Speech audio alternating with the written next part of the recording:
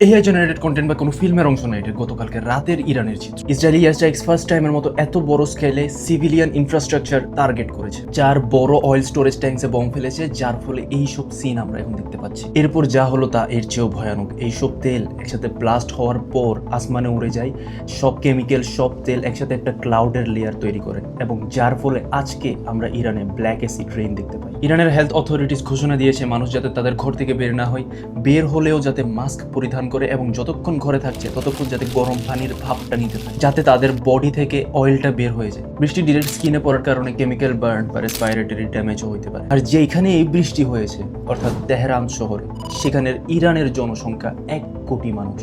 সবচেয়ে আইরনির বিষয় হলো আমেরিকা ইসরায়েল বলছে তারা ইরানকে হেল্প করছে এই ওয়ারে ফ্রিডম অ্যাচিভ করার জন্য, তাদের স্বাধীনতা অ্যাচিভ করার জন্য। To the great proud people of Iran, I say tonight that the hour of your freedom is at hand.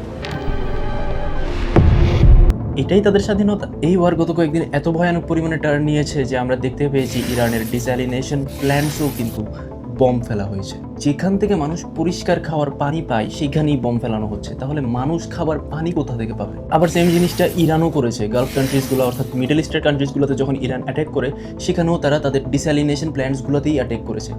এইসব মিডল ইস্ট কান্ট্রিগুলোতে 60% মানুষ তাদের পানি খায় এই ডিস্যালিনেশন প্ল্যান্টসগুলো থেকে। এই ডিস্যালিনেশন প্ল্যান্টগুলোতে অ্যাটাক হওয়ার কারণে বোঝা যাচ্ছে যে পানির একটা খুব বড় সংকট দেখা দিতে পারে মিডল ইস্টে।